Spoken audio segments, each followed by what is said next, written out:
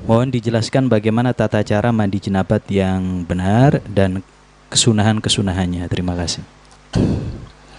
Ya, dalam pelaksanaan mandi janabah yang sempurna, ada hal-hal yang termasuk ada beberapa dalam perkara yang dikatakan daqiqah dan daqiqatul daqaiq di dalam masalah mandi. Nah, kalau kita untuk mau simpulkan dalam tata caranya yang paling sempurna dalam pelaksanaan mandi, yang pertama yaitu basuh kedua kemaluan Anda, baik yang bagian depan dan bagian belakang, ya, dengan langsung kita niat, tapi niatnya secara khusus. Apa niatnya? Niat mengangkat hadas besar di area dua kemaluan ini saja. Jadi niatnya itu, nawaitu raf'al hadatsil akbar li hadainil mahallaini faqat. Ya, saya berniat untuk mengangkat hadas besar di dua area kemaluan ini saja. Itu pertama. Ini dimaksudkan supaya apa? Nah, nantinya dalam saat basuh dua kemaluan itu kita gunakan tangan ini untuk menggosok dan meratakan ke semuanya, baik itu yang di area kemaluan depan maupun kemaluan belakang. Ya, dengan pastinya sebelumnya, ya, sebelum pelaksanaan itu dianjurkannya sunnahnya adalah apa? Kalau itu karena faktor janabat, maka sunnah bersihkan dulu bercak atau bekas daripada janabatnya dia. Di area kemaluannya itu dibersihkan. Nah, setelah sudah bersih, kalau perlu, maaf, dibuang air kecilkan untuk apa? Menuntaskan daripada sisa-sisa mani yang mungkin masih tersendat, masih ada di area daripada saluran kemaluannya dia yang belum keluar. Ya, mungkin di batang kemaluannya dia yang menjadi kekhawatiran, ya, nanti setelah mandi yang tadi keluar lagi mewajibkan lagi untuk mandi. Ini yang jadi kekhawatiran supaya nggak sampai terjadi pengulangan. Maka bagaimana? Nah, dituntaskan terlebih dahulu, dibersihkan daripada kemaluan dari bekas mani atau spermanya, kemudian dituntaskan, istilahnya diistibrokkan. Dengan cara apa? Bisa dengan berjalan di tempat atau juga diambil diselai dengan berdehem. Karena berdehem ini termasuk menekan untuk keluar. Setelah itu, ya, dengan cara apa? Mengurut dengan pelan, menggunakan jari daripada arah bawah. Maaf, ya, seperti ini. Menggunakan jari telunjuk, jempolnya ditaruh di atas kemaluan, jari telunjuknya ada di bawah, diurut pelan. Ya, ini supaya apa? Kalau terjadi ada sisa sperma yang masih berada di saluran ini, maka itu akan keluar. Supaya nanti enggak sampai terjadi pengulangan mandi, ya.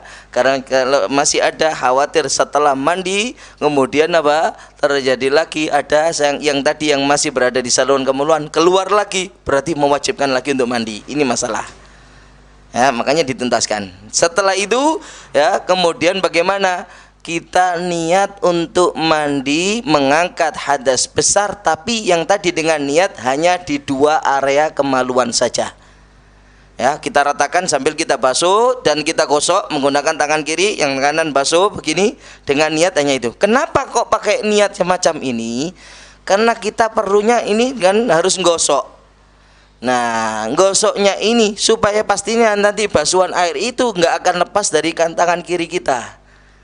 Kalau kita niatnya langsung hanya mandi ngangkat hadas besar, berarti tangan kiri kita ini masih sudah terangkat hadas besarnya. Itu masalah. Kalau sudah terangkat hadas besarnya, posisi kita lagi memegang kemaluan. Kalau memegang kemaluan berarti apa? Hadas besarnya terangkat, hadas kecilnya balik, sehingga dituntut bagi dia untuk wudhu lagi nantinya. Ini jadi masalah. Supaya apa? Nanti dengan kita dahulukan semacam itu, supaya saat kita mandi nanti kita nggak perlu menggunakan tangan kita untuk mengusap lagi di area kemaluan yang bisa berakibat membatalkan wudhu kita. Supaya nggak ada demikian. Kalau harus menggunakan sarung tangan terlalu repot. Makanya dengan cara semacam tadi. Ya, dengan cara semacam ini. Nah, setelah itu kalau sudah selesai, Anda wudhu. Wudhu seperti biasa dengan wudhu untuk mengangkat hadas kecil dan juga sebagai kesunahan daripada mandi besar. Ya, jadi niat wudhu seperti biasa dengan sunah-sunahnya wudhu, membasuh kedua tangan, kemudian bersiwak, berkumur, istinsak, memasukkan air ke hidung, dan juga niat wudhu mengangkat hadas kecil, ya, membasuh wajah 3 kali, tangan 3 kali kanan kiri, kemudian mengusap kepala sampai kepada membasuh kaki sempurna. Ya, ini pendapat mu'tamadnya, untuk kakinya pun juga dibasuh. Nah, setelah itu selesai, Anda sekarang mulai untuk mandi, membasuh dari atas. Sunnahnya untuk mandi janabah menghadap kiblat, berdiri, ya, dalam keadaan berdiri, bukan duduk, supaya air itu bisa langsung jatuh dari atas sampai bisa ke bawah, ya, dan diawali dari bagian atas daripada ubun-ubun sini. Dengan niat lagi, ya, nawaitul ghusla lirafil hadasil akbar. Ya, fardhonillah ta'ala, saya niat mandi untuk mengangkat hadas besar. Dah, selesai.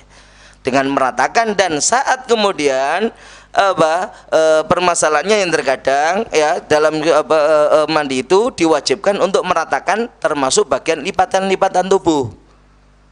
Masuk apa? Lipatan perut. Ya, lipatan yang di leher. Ini terlebih orang yang begitu gemuk, kadang-kadang apa? Lipatan perutnya banyak, ya. Terkadang yang di leher pun, yang di ketiak, itu semuanya wajib diratakan. Termasuk adalah bagian telinga. Terus bagaimana dengan membasuh telinganya? Nah, kata ulama, bukan dengan kita miringkan gini lalu kita tuangkan air, masuk semuanya airnya. Tapi malah dibalik, kita ambil air di telapak, telinga kita bisa kita masukkan ke dalamnya. Nah, ini nggak ada permasalahan sebenarnya. Loh, kan ini air, telinga kita yang datang ke air, nggak ada masalah. Jadi supaya hanya menghindarkan supaya air nggak masuk ke dalam telinga kita. Jadi kita taruh gini, ambil air, taruh di telapak, gini, ganti. Setelah itu kita meratakan, dan ingat, kita nggak perlu lagi membasuh yang di area kemaluan karena tadi sudah terbasuh. Sehingga cukup kepada yang lainnya, selain area kemaluan nggak perlu kita gosok lagi. Selanjutnya selesai, nggak perlu wudhu. Nah, penempatan wudhu untuk mandi besar termasuk juga mandi mayat, memandikan orang yang mati. Itu adalah sunnahnya di depan, bukan setelah mandi. Karena kalau sudah setelah mandi itu nggak ada faedahnya untuk wudhunya. Kenapa? Karena setelah dia mandi besar itu mengangkat juga kepada hadas kecil. Kalau hadas kecil sudah terangkat, nggak perlu untuk wudhu. Makanya sunnahnya di dalam wudhu adalah apa? Dilakukan dulu sebelum dia mandi, ya, berwudhu terlebih dahulu, baru setelah itu dia mandi. Nah, tadi kan setelah saat mandinya nggak perlu untuk menggosok di area kemaluan lagi, tapi cukup dengan yang lainnya sampai merata, selesai sudah. Nah, ini dalam tata caranya. Nah.